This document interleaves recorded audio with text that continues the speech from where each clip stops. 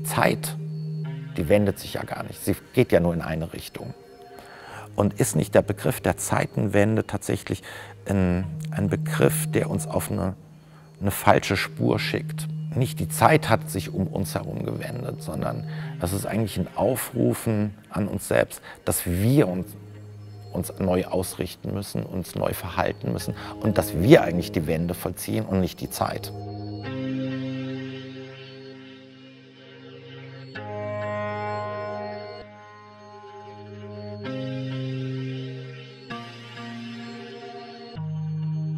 Der wichtigste inhaltliche Moment dieser Ausstellung ist, dass es jetzt noch diesen Untertitel Castor und Polydeukes gibt. Verbindet nochmal nämlich etwas, dass wir Zeit bewerten. Es gibt diese beiden Zwillinge, die in einer Sache eben sehr unterschiedlich sind, nämlich der Tatsache, dass einer der beiden sterblich und der andere unsterblich ist.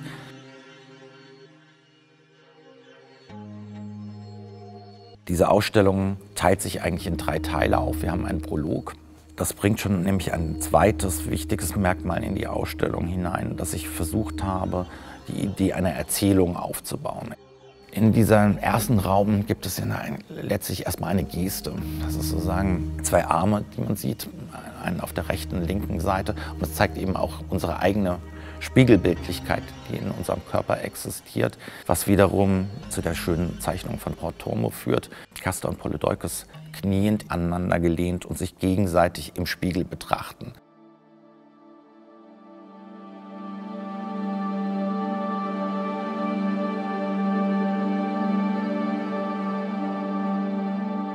Wie nutze ich meine eigene Lebenszeit? Und das knüpft eben tatsächlich an den geschenkten Tag jetzt erstmal unmittelbar an.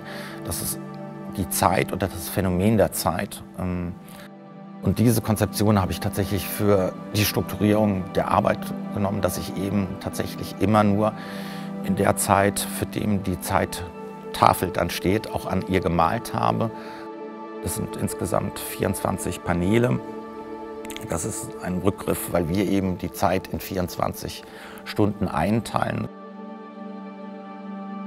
Das ist einmal sozusagen der genutive malerische Akt und dann ist es die Reproduktion. Und das führt zu einem tatsächlich klassischen Problem der Malerei. Jeder Betrachter kriegt eigentlich nur das Endresultat zu sehen. Die ganzen Schritte, die dort in dieses Bild geführt haben und durch die man in seiner eigenen Zeit als Maler hindurchgewandert ist, die sind eigentlich letztlich dem Betrachter nie zugänglich. Und es war die eine Idee, sozusagen eine gewisse Transparenz herzustellen und Dinge wieder aufzurufen und aus den Fotografien, die ich während des Malprozesses mache, die ich dann am Rechner nachbearbeite, meistens in dem Fall, dass ich nur Teile davon verwende und auf die Leinwand aufdrucken lasse. Und aus diesem ersten strukturierten Moment entsteht dann für mich dieser malerische Kosmos.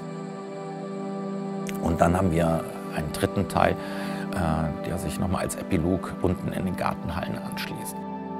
Normalerweise ist nicht nur die Zeit gerichtet, auch bei den Griechen gibt es nur einen Weg in die Unterwelt, aber es gibt keinen Weg zurück. Und genau das bekommt Castor und Polydeukes ja letztlich geschenkt, dass sie zwar auch einen Tag in der Unterwelt jeweils sind, aber eben die Möglichkeit besitzen, wieder aus dieser Unterwelt zurückzulaufen. Und genau das ist sozusagen, was der Besucher auch hier tun kann, weil tatsächlich die Bilder im Hades sind Bilder, die aus diesem Bild hier oben generiert sind. An der Stelle merkt man auch, wie sozusagen über den Moment der Erinnerung eigentlich etwas sich so weit verdichtet, dass es eine Erzählung werden kann.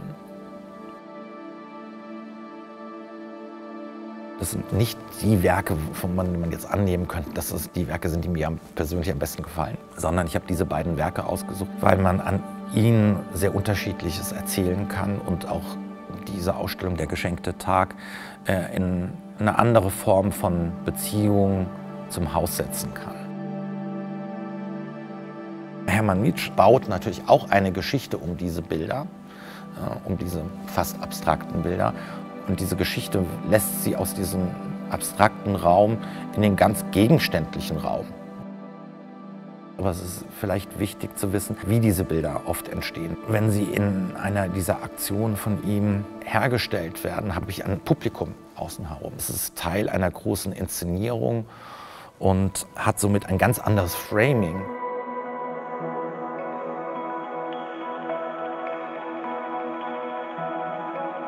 Wer ist da eingewickelt? Und da braucht man auch nicht mal Kunstgeschichte.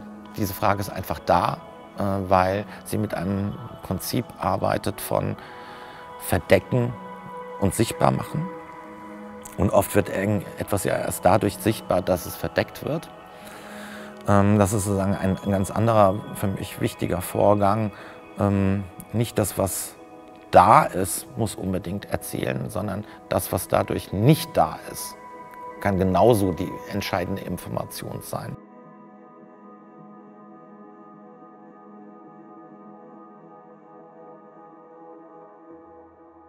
Überhaupt Bilder zu lesen, bedarf einen ganz großen Rahmen an Informationen. Und ich meine jetzt nicht einfach nur kunsthistorisches Wissen, wo viele Leute auch sozusagen erstmal Angst haben, dass man irgendwie etwas studiert haben muss, um es richtig zu verstehen. Das ist auch der falsche Ansatz, überhaupt an jedes Kunstwerk heranzutreten. Man soll eigentlich, glaube ich, ein Kunstwerk erstmal unmittelbar darin lesen, wie es einem begegnet.